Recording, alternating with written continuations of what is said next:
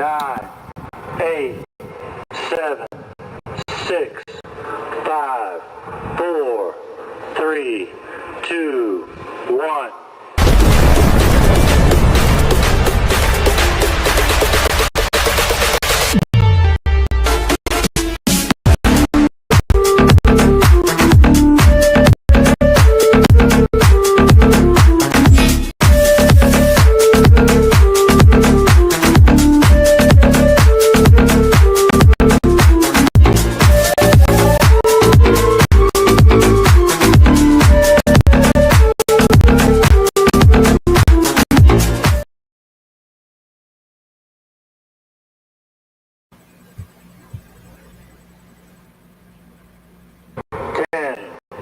Nine, 8, 7, 6, 5, 4, 3, 2, 1.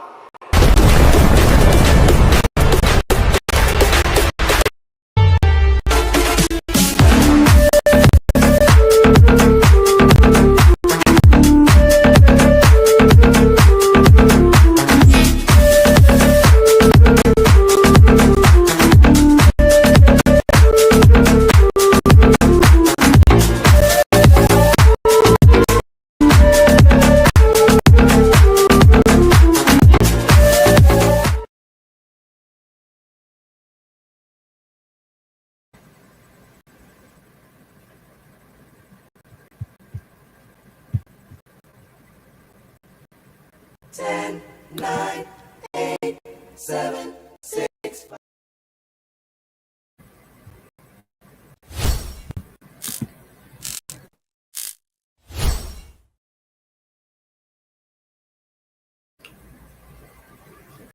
Good evening, everybody. Welcome to another episode of Latina Diaspora. For the benefit of those of you who are not familiar with this channel or watching this channel for the first time, what we do is we discuss issues pertaining to Latinos in the United States. I want to let everybody know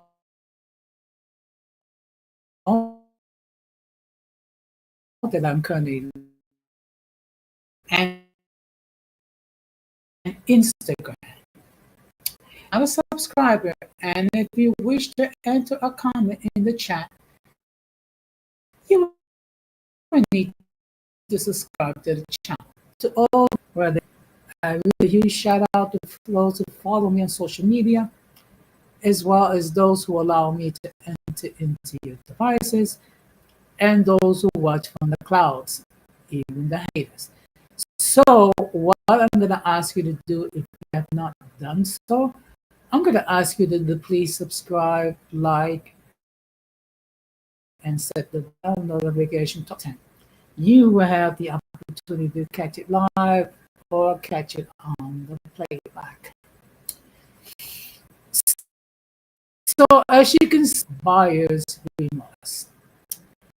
So, what I'm going to be doing is I'm going to be focusing on those Latinos who last year supported Trump and voted for Trump. I'm not here to be overly critical, but I am going to give you the fact of it as you see fit. So, with that being said, we're going to have another episode of In My Words.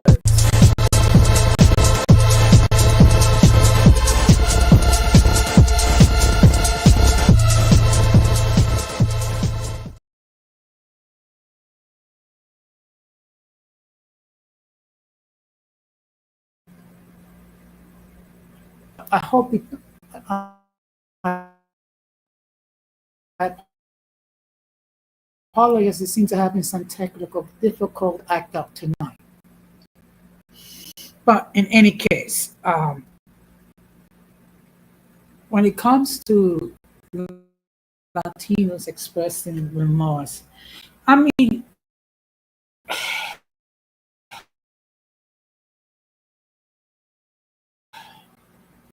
truly believe made.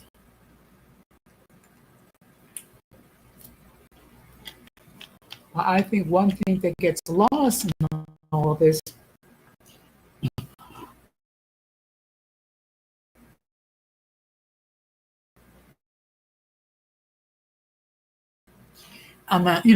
that Trump did promise something that could be a soft spot for certain Latinos. One thing we have to understand is the following. Okay. Now, I get it. People are leaving some of them for economic, others because of political upheaval, some for religious persecution. I get it. I understand that. However, if you're going to enter a country,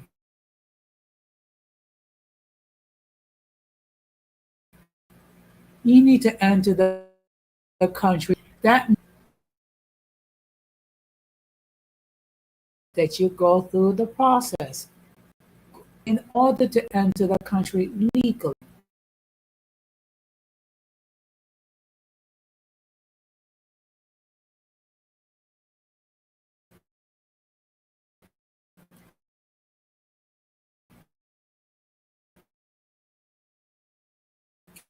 It also means that English. Hello? Okay. I apologize. I seem to be having some technical difficulties. I'm trying to proceed. But my thing is this.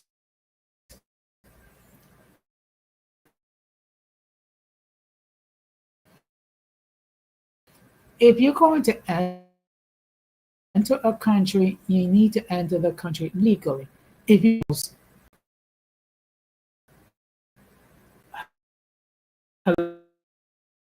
hello, hello, exist that exists in the country where you are staying. Okay. And while we do not have an official language, we do have an unofficial language. I'm not asking anyone to speak with perfect pitch tone English, but they should be able to communicate, with a certain degree, and you should be able. You should try to legalize your status. Okay. Oh, okay. They may not have all the exhaustive resources that other cities have. But if you live in cities like New York, Los Angeles, Dallas, Chicago, Boston, Philadelphia,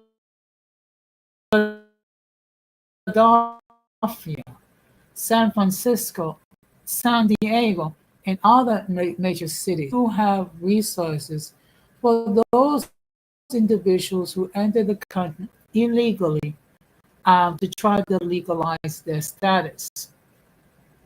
Now, people are probably wondering, why am I focusing so much time on this topic? Because we must not lose sight of, which is the following.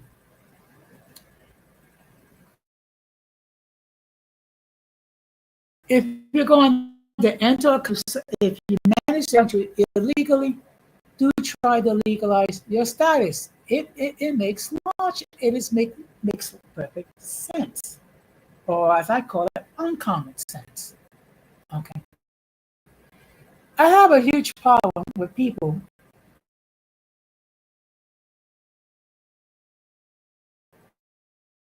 who've been living years legalize their status in the least. That's where I have a problem. Okay. Especially in light of the fact that I have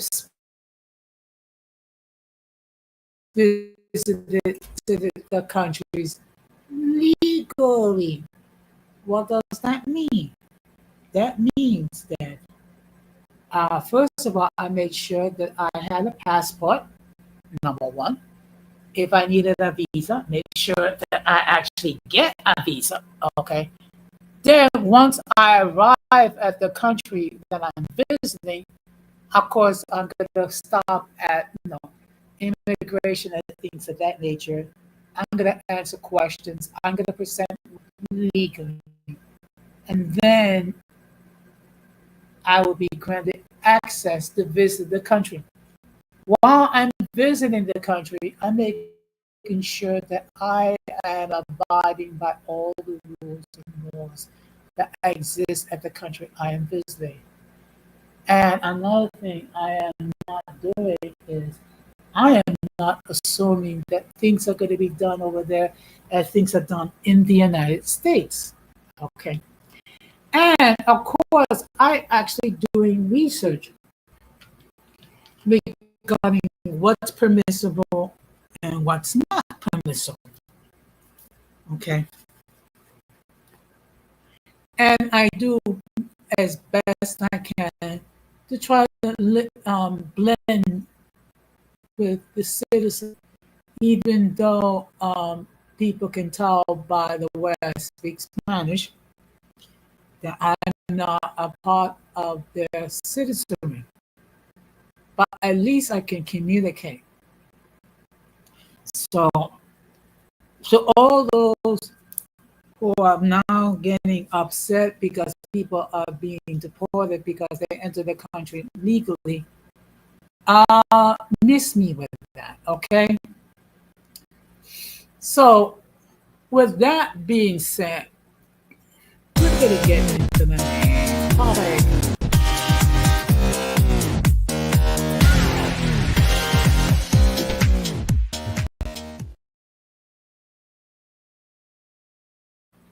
Now, I want to state for the record that the link to join the panel has been pinned.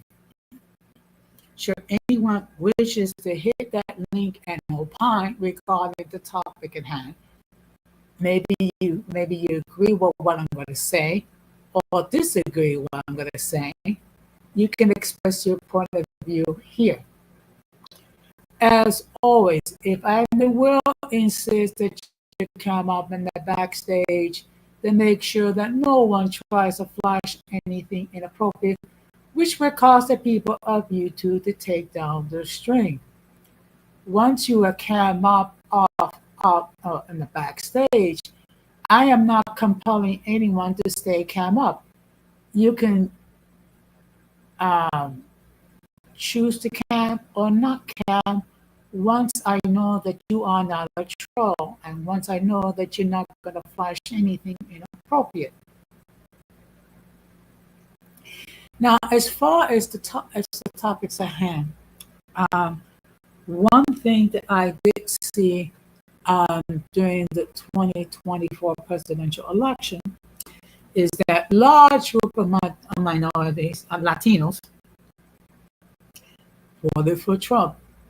And of course, there were many factors, okay? Some of it had to do with the fact that they didn't want overdue influences from the LGBTQ community to, in their views, force their views down our throats. Also, issues regarding the trans individuals, things of that nature, and many people did not feel comfortable with the way that the Biden administration dealt with the migrant situation and also dealt with the situation with the price of groceries, things of that nature. Now, among the things that Donald Trump campaign was, of course, bringing down the grocery, bringing down the price of gasoline and things of that nature, but also dealing with the fact that we're overpopulated with undocumented people. Okay, and many of them perceived to be violent. Now, don't get me wrong. Of course, there are individuals within my group on criminal acts, and they should be prosecuted to the fullest extent of the law. They should be punished. They should do their time and then deported. That I don't have a problem with.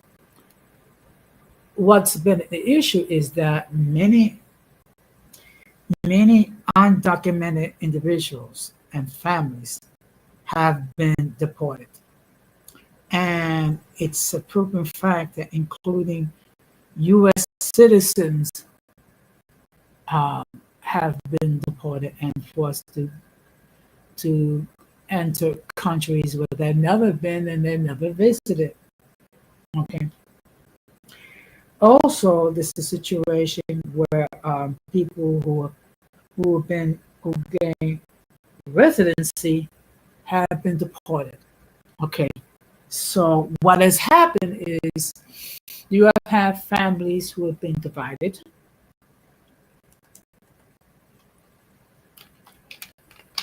You have spouses separated. You have parents separated from their children, and then they're trying to send the children with these people to countries. Some of them to their countries of origin, and others to countries that they've never been. And of course, there have been attempts to try to end um, birthright citizenship. Okay. Now, in all fairness, not every country has birthright citizenship. We do. Once you are born in U.S. soil, you are automatically a U.S. citizen, which is probably one of the reasons why you have people who are undocumented try to get pregnant and then try to make sure that they have the children in on U.S. soil.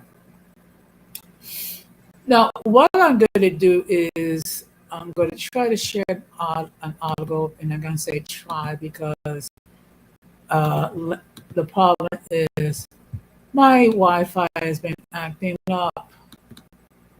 Okay, so hopefully my Wi-Fi will cooperate. Just give me a moment.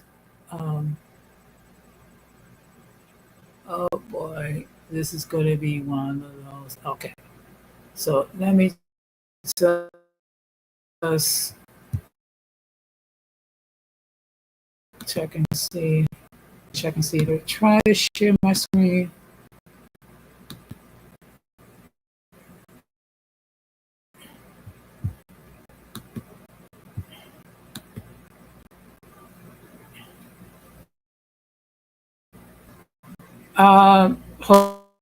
Hopefully the image will appear.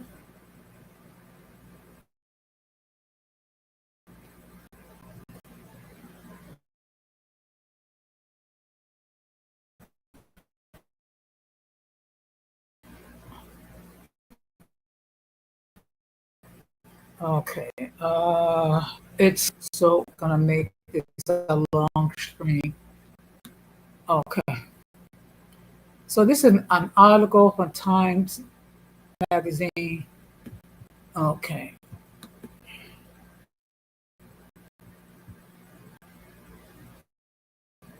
Okay.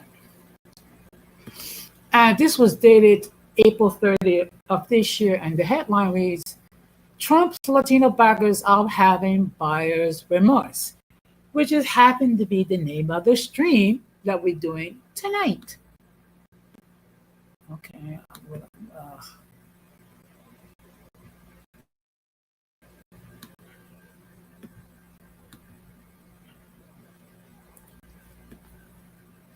So this is how the trail. Those were the words of Adelise Ferro, Director of the Venezuelan American Caucus, said in February, after the Trump announced that there were and temporary protection status 100,000 Venezuelans living in the U.S. and betrayed that they should feel. Naturalized Venezuelans were crucial in Donald Trump's retaking of Miami-Dade County, the city of Dora, alone, also known as Venezuela, because if a massive Venezuelan community voted for Trump, 61%. Hillary Clinton had carried the Florida municipality in 2016 with 68%, a complete flip of the script.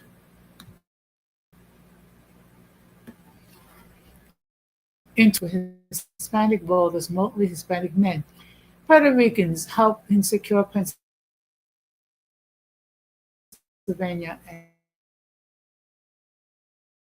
and even improve with Cubans already over immigration was and is draconic.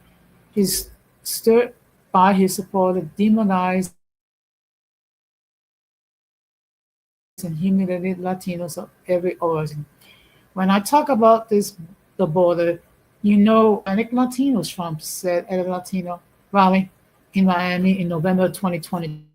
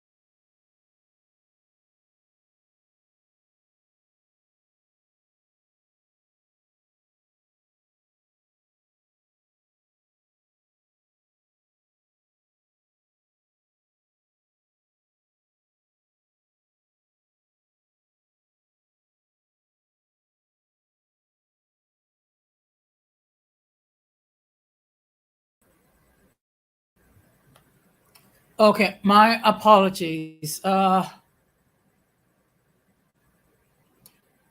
It's going to be one of those nights, so I'm going to try to share my screen again.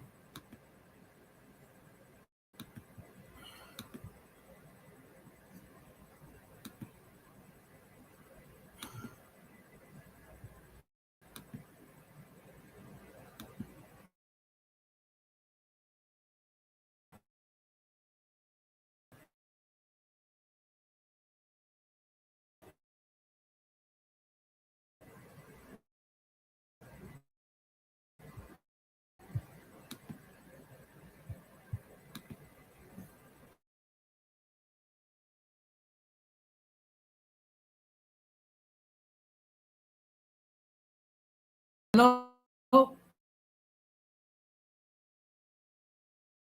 Okay. Uh, hello? Hello? Hello? Hello?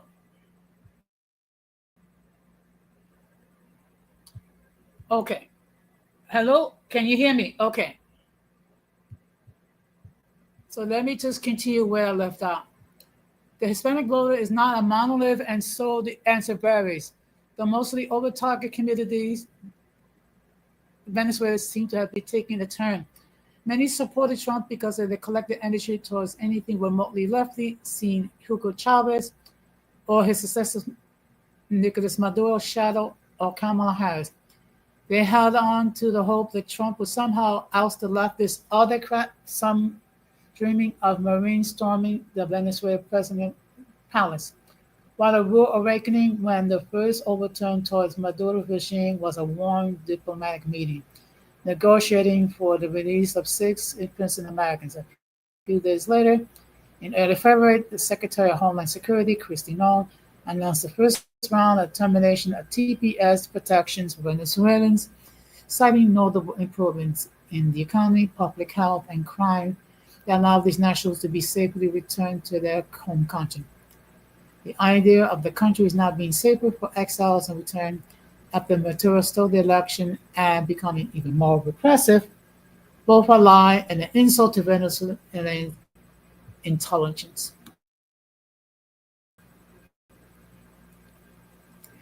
The Trump administration started on Cubans as well. In March, Trump ended a parole program established by Joe Biden that allowed over 100,000 Cubans to live and work in the U.S., much more established and powerful voting bloc for Republicans.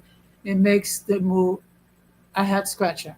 The administration is banking on all the Cuban strong anti-immigrant sentiment, and now it may be panning out. The reactions have been tepid so far, but it seems like a concerted effort to begin deporting Cubans en masse, with hundreds of them detained or given deportation orders during the previous routine immigration check-ins. What will happen when the Cuban community starts to feel those losses in earnest? When they start to affect their own families or businesses, the Trump administration is gambling that divide the Republican constituency in Florida. And then we have the shocking, stomach churning, and legally complex deportation to El Salvador's Maximum Security Prison Centro de Confinamiento de Terrorismo, CESA, in a bizarre invocation of a 1700s law. Trump has deported without due process hundreds of immigrants, not to their home country, but to El Salvador. He suggested that American citizens, he calls the homegrowns, are next. We already know that some were sent in error, like Kimo Abrego Garcia, or were not associated with gang activity, like Andre Jose Hernandez Romero, a gay hairdresser with no criminal record. They, among others, are living in the most dehumanizing condition imaginable, with real possibility of never getting out again. As footage of these cruel and unusual deportations have flooded American media, it will certainly put to the test Trump theory that Latinos love him because of his iron fist on immigration.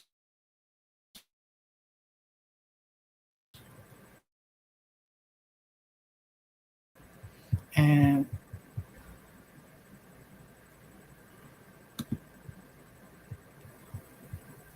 okay. So now, in all fairness, this should not have been a surprise to anyone, okay? Because these are things that Trump did campaign on last year. What is a surprise that even that taken into consideration, large groups of Latinos supported Trump.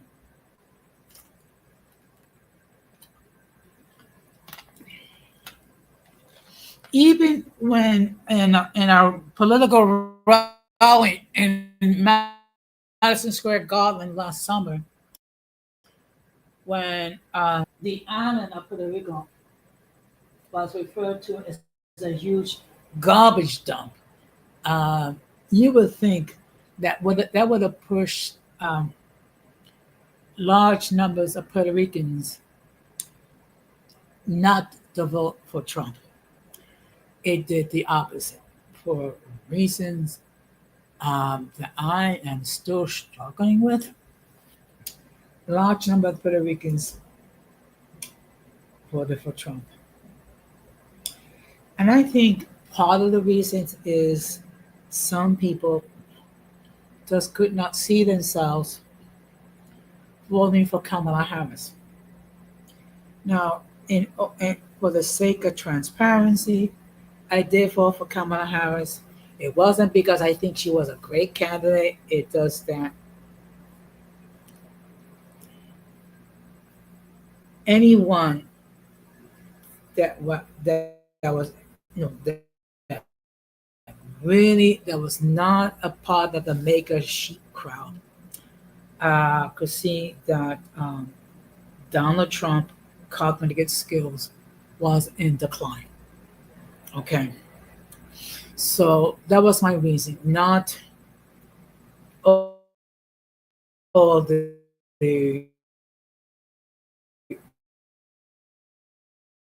criminal activity that he did or allegedly did, nor the fact that he cheated. When you think about it, we're not trying to elect the pastor in chief. We're trying to elect the commander in chief.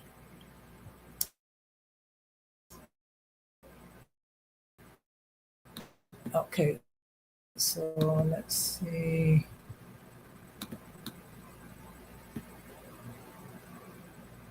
So what I'm going to do is I'm going to share one more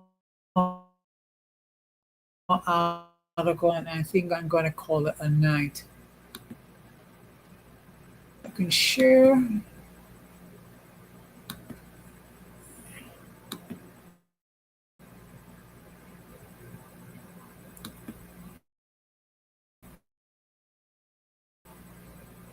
Just give me a moment.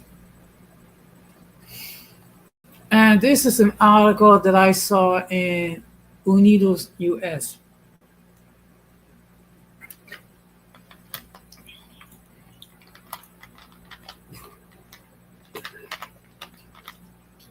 Which states that nearly two-thirds of Hispanic voters believe the country is heading in the wrong direction.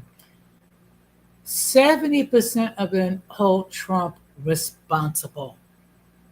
Okay. Now, of course, he loves to blame the previous administration for the errors that are happening presently. But we have to bear this in mind. Who is the president of the United States? It's not Joe Biden. It's Donald Trump.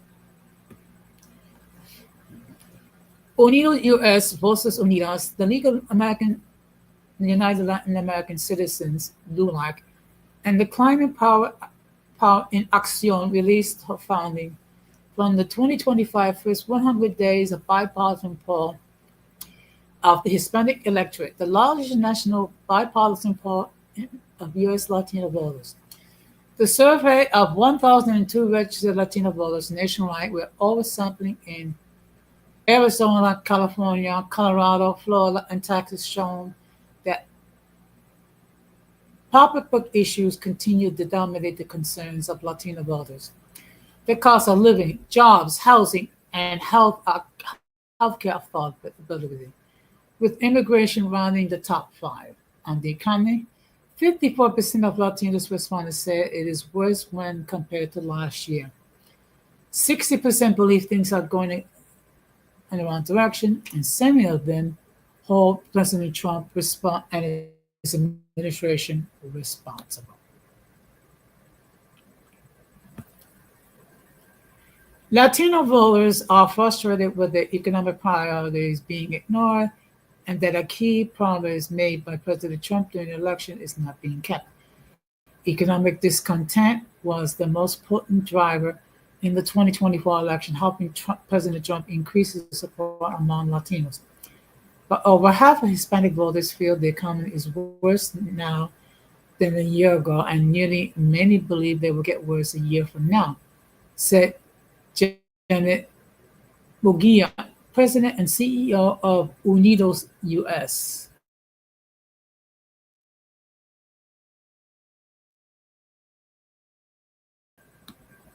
So here are some key factors.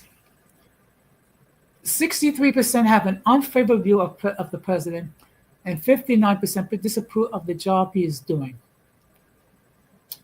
61% and 52% respectively have an unfavorable view of Elon Musk and the Department of Government Efficiency, known as Doge. Two-thirds, 66% of Hispanic voters believe Trump times will hurt the economy and will lead to higher prices. On U.S. Congress, 60% have an unfavorable view of the Republicans in Congress, and 59% disapprove of the way they're handling the congressional majority.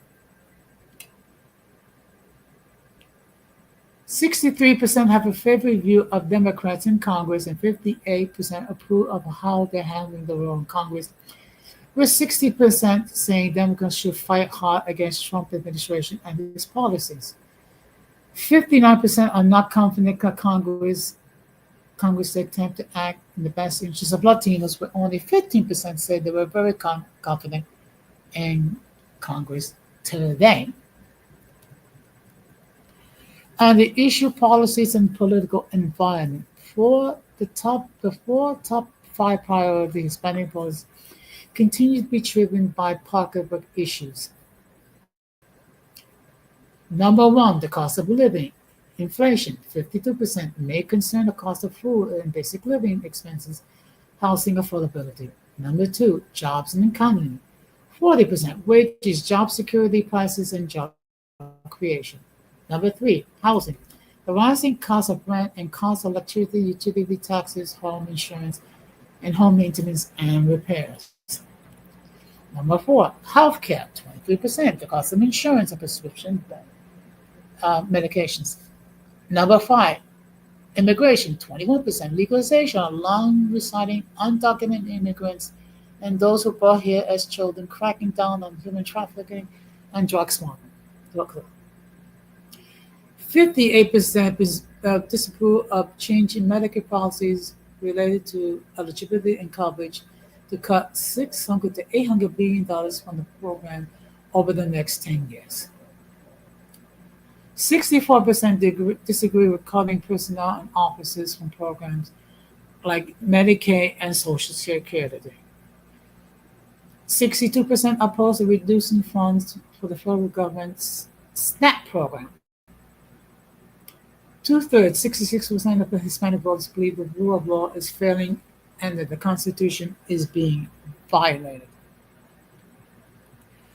On the economic landscape, 60% believe President Trump and the congressional Republicans are not focusing enough attention on lowering the cost of everyday necessities. Compared to last year, 54% believe the economy is worse now, with only 19% thinking that it's doing better. 35% say their own financial situations is worse. Looking at the year ahead, 50% believe current economic policies will make the economic situation worse off. Nearly half, 49%, blame President Trump for the rising cost of living. 60% blame former President Biden.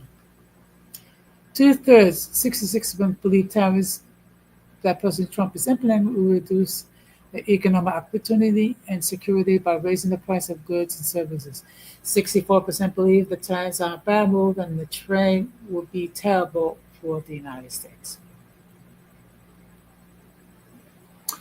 On immigration and border security, 78% of Latino voters believe it's important to deport dangerous criminals, but President Trump and congressional Republicans should not target long-residing undocumented immigrants without criminal records.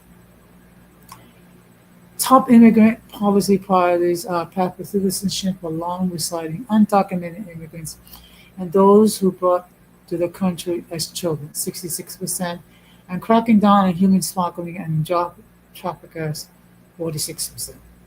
Nearly half, 49% of Latinos feel that the Trump administration deportation policies put them and families and or risk friends at risk. As for the recent immigration policy action, 43% think many people fear immigration authorities will arrest them even if they're citizens or have a legal status. 60% disapprove of the administrative action of deporting undocumented immigrants from the U.S. without court hearings. 62% disagree with eliminating birthright citizenship for children born in the U.S. of an undocumented parent.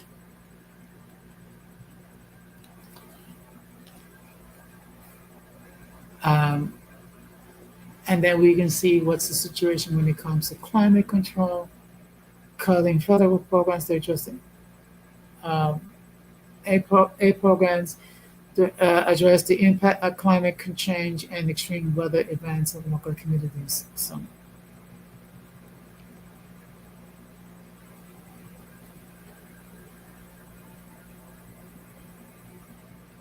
So we're going to park it here.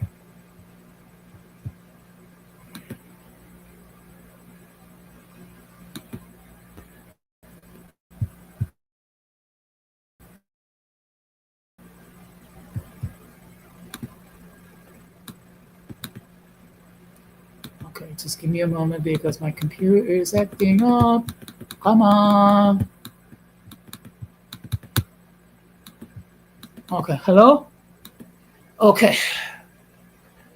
So as you can see here,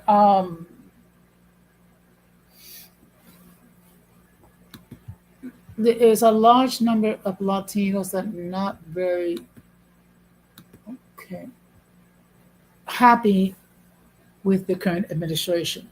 Okay, so as you can see, many of them are experiencing what I call buyer's remorse.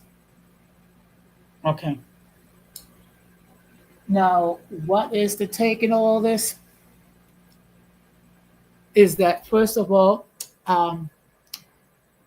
going into future elections, people really need to do their research regarding who they wish to support.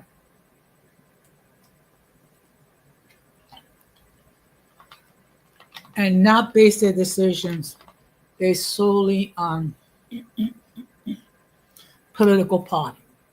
They really need to sit down, they really need to take a look what are their concerns. Okay. And then they need to do their research regarding the candidates that are out there. Do they really align with with with, with the concerns that voters have, and act responsibly? But it's sad that a lot of people were deceived. Well, I'm not gonna say deceived, but I mean allow themselves to be fooled. Okay. And really, this is something that I'm never gonna fully understand, which is why on earth,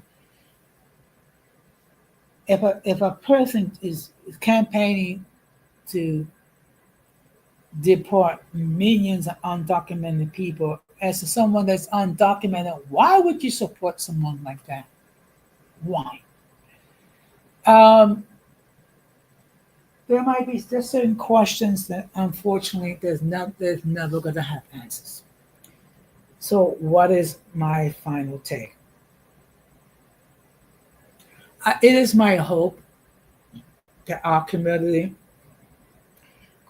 definitely going into the 2026 midterm elections and going into the presidential elections in 2028, that people will do a better job vetting the candidates. People will do a better job doing research and actually paying attention to what the different candidates are promising to do. And be mindful of the fact that a lot of political promises are taken with a grain of salt. but do take a look at their history and then act accordingly. Now, I want to let everybody know that I'm going to be live tomorrow night, um, at 11 o'clock Eastern Standard Time, which is 8 Pacific Time, with another episode of Open Discussion. And for those of you who are not familiar with Open Discussion, what I will do is I will talk about several topics. I will give you my point of view. Of course, the audience will have an opportunity to opine and share their views regarding different topics.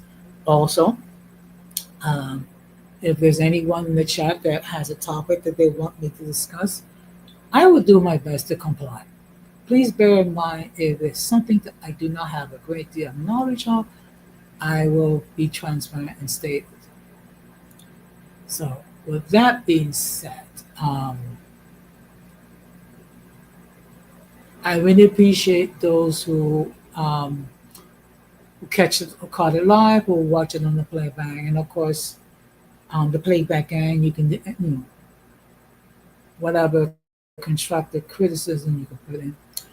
So, with that being said, I'm going to end this the same way that I always end it.